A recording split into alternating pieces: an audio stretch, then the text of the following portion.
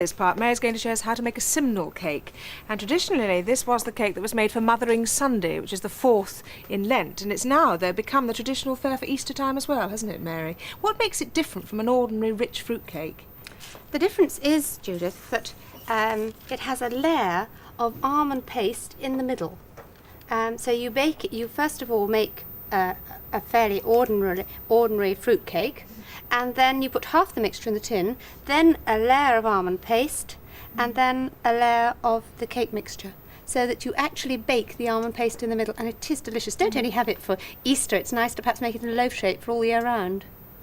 Looks pretty when it's decorated there too. That's the finished product, isn't it? That's the finished product, and I think it's so different, and it's very nice to have at Easter. The cake that I'm going to make now is a very quick recipe. It's all in the bowl mixture, because I think we'll all be jolly busy at Easter time, and you don't perhaps want to be beating endlessly. So I'm going to make it with using a luxury margarine, and I have 6 ounces of luxury margarine, and it's already soft and easy to cream. So everything will go in the bowl at once. You say if people wanted to use butter they could, but it would have to be as soft as that. You would have to get it really soft, put it in a warm place. And to that I'm going to add 3 eggs, and they're already broken. 1, 2, one more to come. 3. And fruit. 10 ounces of mixed fruit, include some raisins in with the fruit, it'll make it that much better. And 6 ounces of brown sugar. I've used soft brown sugar because it's not so granular. And a little candied peel, 1 ounce, and 2 ounces of cherries, fairly finely chopped. This means they won't sink to the bottom as well. And 2 tablespoonfuls of milk. That's to just give it that dropping You need just a little bit more milk to make it right. Yeah? And then the flour and spices. Now I'm going to put that over the top. And it is essential to sieve the flour because you add baking powder to it. In a fruit cake of this kind, many people use self-raising flour, but I'm using a plain flour with a little extra baking powder. Then this is 6 ounces of plain flour, 1 teaspoonful of baking powder. There we are, 1 teaspoonful of baking powder, and 3 teaspoonfuls of ground mixed spice. If you like, you can add 2 ounces of ground almonds to this recipe. Makes it extra delicious, but they're a little bit expensive at the moment, and I think we've got plenty with the amount we've got. And in with the fruit I have the grated rind of 1 lemon. This could be an orange if you prefer. So sieve the flour. Very easy operation, isn't it? I've always thought it was a painstaking one to make a rich fruit cake. I've got 3 sultanas on the top with... Fine, can I give you that? Thanks, yeah. Now to the mixing. It just needs beating well. I just bind it to begin with, and it's because of the soft fat it mixes well. Much easier than the creaming method. And for a fruit cake, I think it is just as good, if not better. Apparently we were saying that these Simnel cakes originally were made by the mistress in these very grand households and given to the servant girls for their one day off in the year, which was Mothering Sunday, the 4th in Lent, to take home to their mothers. It's a charming idea, isn't it? The thought of having only one day off in the year is a bit hard. Right, yes. There we are. Now that's, as you were saying, soft dropping. So I'm going to divide this mixture in half. I'll do it now so I don't forget. There we are. Half to go in the top of the tin, and half in after the almond paste. Now this tin, Judith, I've already lined with greaseproof paper. It looks very neat, I must say, the lining. Well, I'll show you how I do it. If you get a piece of, there's an awful lot of rustle here.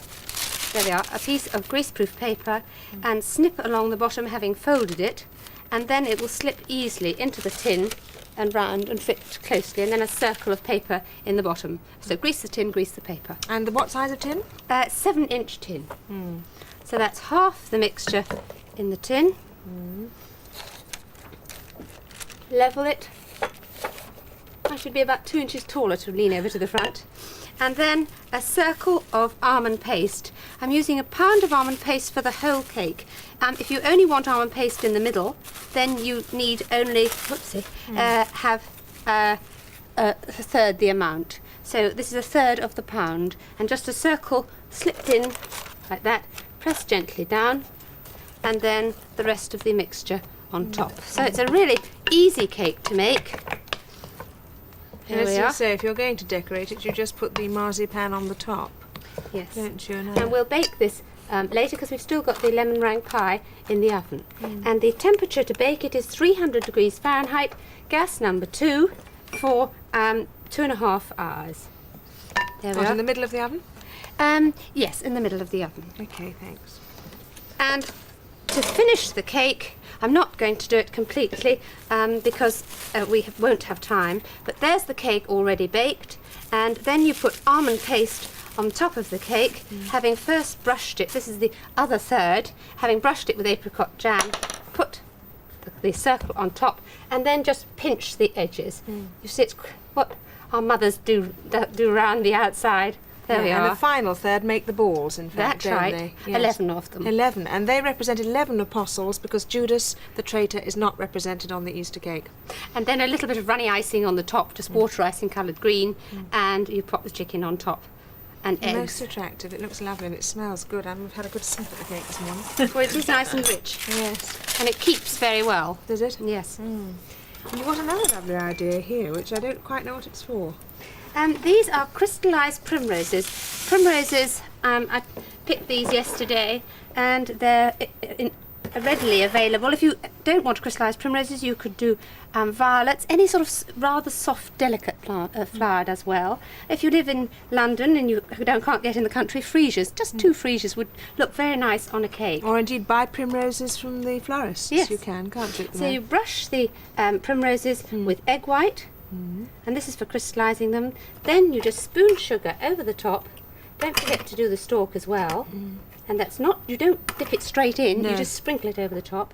Then you leave them to dry off in an airing cupboard for 2 days, and they end up like this. These have been in my airing cupboard. Now you feel how crisp.